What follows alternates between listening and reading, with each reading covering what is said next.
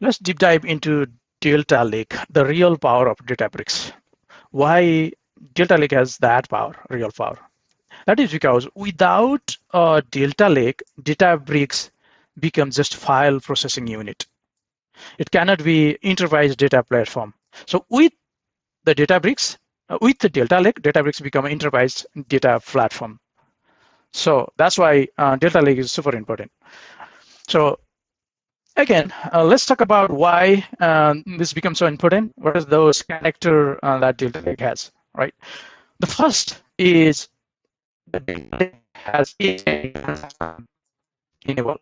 You see the ACID atomicity, all or nothing on transaction, consistency on transaction, isolated transaction, and durable deployment is transaction. So those four main factors that need to happen on relational database management system that can be on Delta Lake. And the second benefit having Delta Lake is merge offsort pattern. So in traditional SQL Server, we have been dealing with complex SSIS package to do this work, or we have been writing merge SQL statement. But in Delta Lake, it's probably the almost same, merge SQL statement. I'll show you how that's going to look like. But it's going to be easier for history data management perspective. So merge or offset pattern will be in there. The third one is time travel.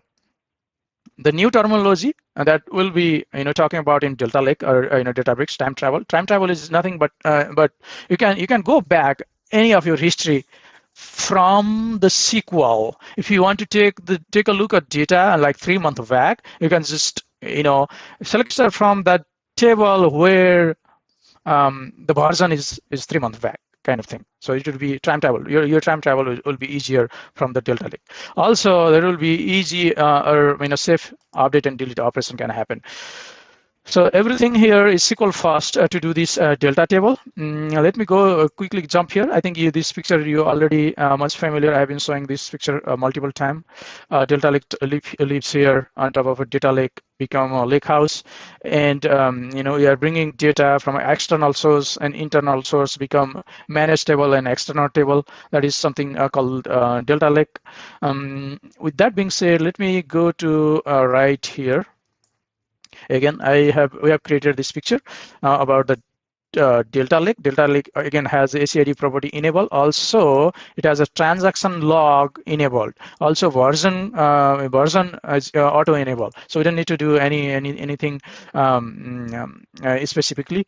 So it will already get those version. So if I want to quickly show you, if you want to quickly see this, like in my last demo, we created this silver company stock table, right? So if you want to see the history, how many times that was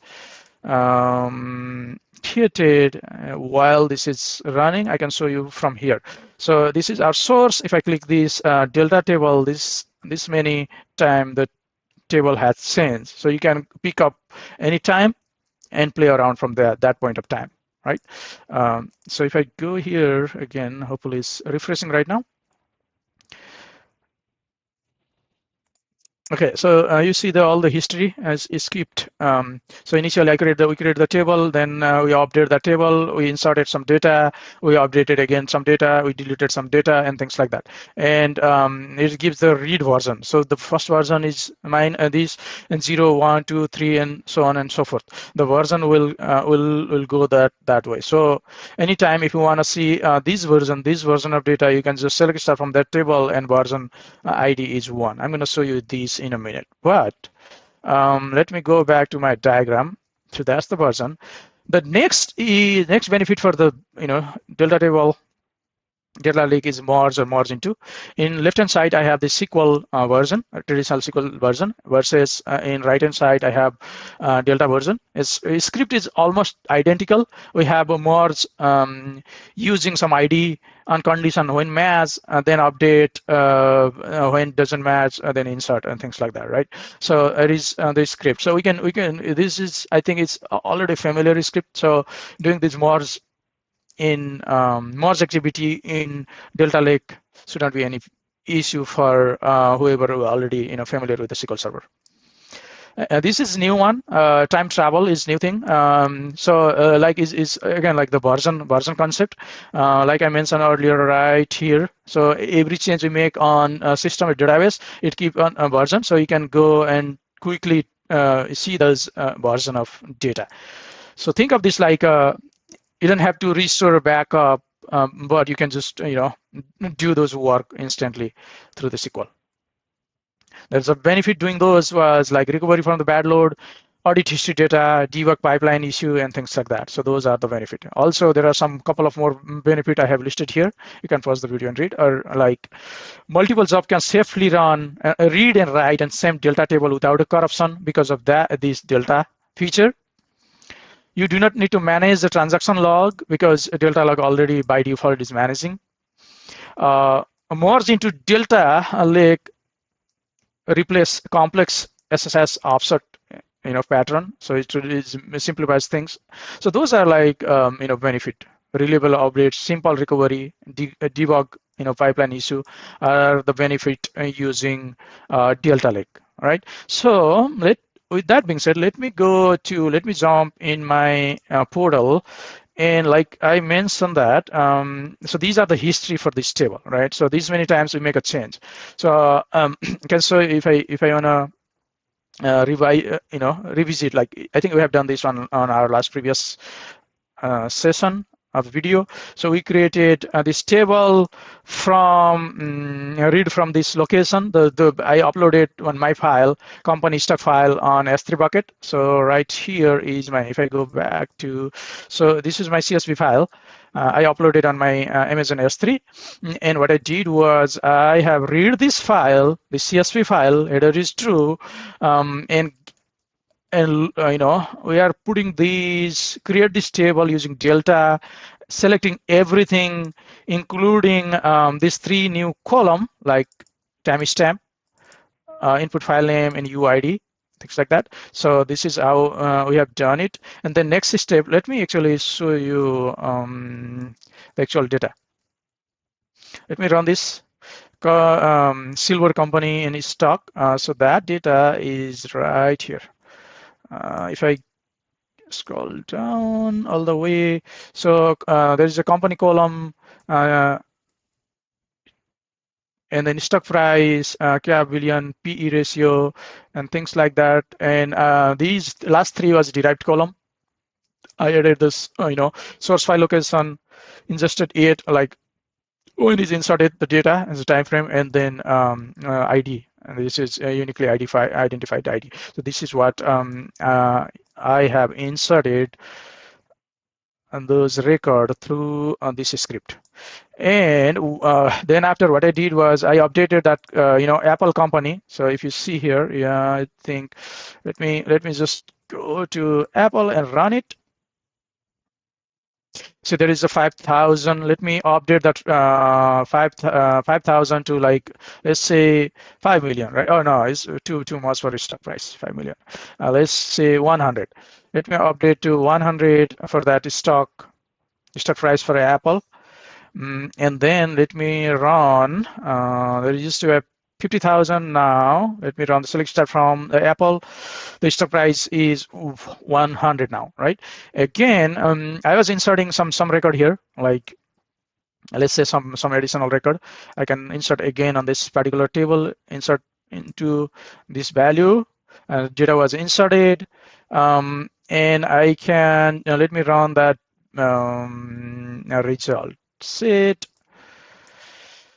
Let me run that. I think if I run that, the new inserted record will be in here. This, you see this Netflix 2, and this was inserted. That was I inserted right now. And going back down here, I can update the stock price again. Like let's say this is the next month, and then the stock price go up all the way 999, like let's say like that, 9,999. Update this stock price, right, for that Apple company. So update was completed. I can do all sort of this merge, and things like that.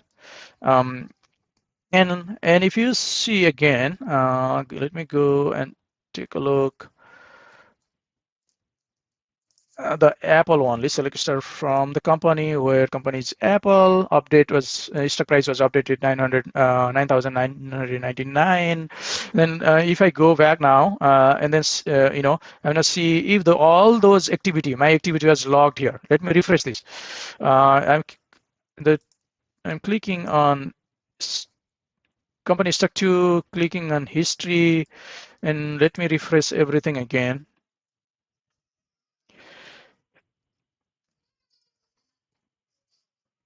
See all the history. There's multiple histories now. Now I used to have a 4 history, then I make more sense on this table.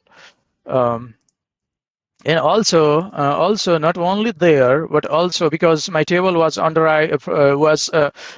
actual file was in S3 bucket. There is this folder created, this CSV file. Source was in CSV file. It doesn't make sense. It doesn't make any sense. All my insert, update, delete, anything I made it. It was logged into this Parquet file. So it's created all new Parquet file. So this is how it's working. And if I want to go back here and try to try to tell you how TimeTravel works, is basically if I go back to my notepad, and let me go here. Okay, this one. So select start from my company stock, where company ID is this. But what I want to do is, so if I just do, if I want to just see these all record, Apple record, this is what you can see. This is the latest record. However, if you want to do the time travel, like let's say how much the stock price was on, like in second version of the table, you can just do the version of 2, and you see in version of 2 stock price was this. Let's see how much was on version of 3. The version of 3 data, and let's see how much stock was there, stock price was there. You see the highest price, 50,000. Let me go to all the way 6, version 6, and see the stock price. How much was the stock price at that time? It's 100. Let me go and change 7 on the version and see the data. How much was at that time? It's 900, now 9,999. That's pretty cool. So this is what time travel is. This is very powerful. We can do many things, many things to the data analysis, bug finding, and many more. Right. So this is, I think, all I wanted to cover in this particular video. Next video will be going to jump into actual bronze, silver, and gold architecture. When I say the bronze, silver, and gold architecture, this is what I'm talking about. This is a medallion architecture. You look at this. Looks really cool, right? But the concept wise is very simple. Every SQL or existing data engineer, they already work on this concept. But we'll deep dive on this on next episode. Thank you for watching. Bye for now.